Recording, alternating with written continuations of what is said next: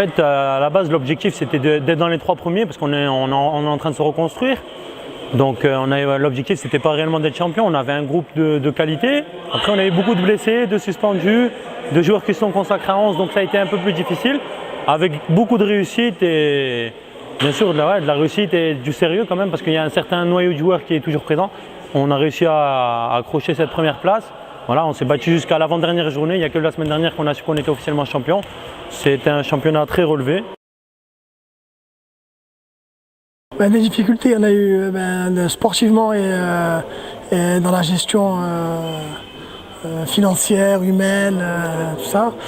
Voilà, c'est compliqué pour nous pour se déplacer. Nous, on n'a pas de subvention pour avoir le trafic pour se rendre dans toutes les villes où on joue. Après, il y a des équipes qui ont la chance d'avoir de bonnes subventions, d'être suivies par leur ville. Nous, c'est pas trop le cas encore.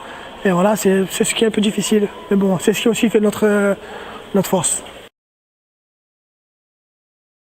On s'est consacré au championnat. Après la coupe c'est beaucoup de frais, ça engendre des déplacements en plus, des frais d'arbitre en plus.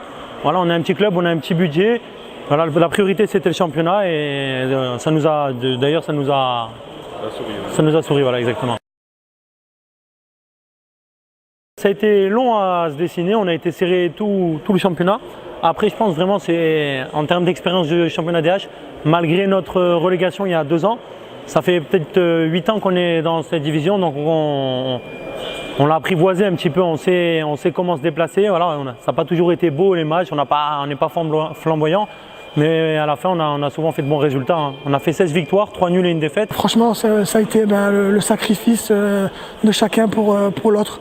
On a été vraiment un groupe solidaire, on a été un groupe restreint, j'avais 10-11 joueurs, et voilà, on a fait l'année avec ces 10-11 joueurs. Voilà, quand il y avait des blessures, on a pris 1 ou 2 mecs là 2 et voilà, on s'est donné les uns pour les autres. Ça n'a pas été super beau à chaque fois, on n'a pas eu de belles victoires, mais voilà, dans la douleur à chaque fois, mais ça nous a renforcés. Maintenant qu'on y est, bien sûr, c'est l'objectif.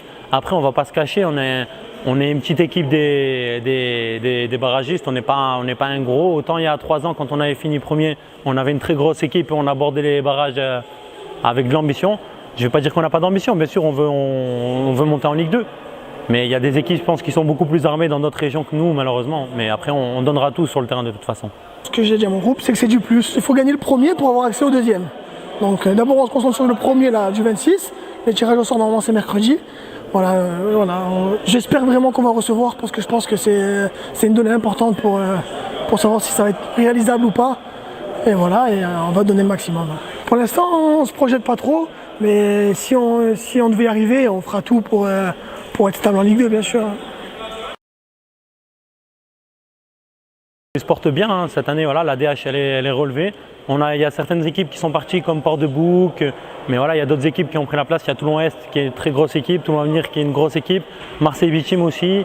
Non, il y a vraiment 6-7 bonnes équipes, on peut même mettre Issol, La Seine. Voilà, à Toulon, ils se portent vraiment bien. Après à Nice, malheureusement, on a perdu avec le Felon, on a perdu une équipe importante quand même. Mais ça va, ça se porte bien en Méditerranée. Du coup, ça se répercute sur toutes les régions et sur l'équipe de France Futsal aussi.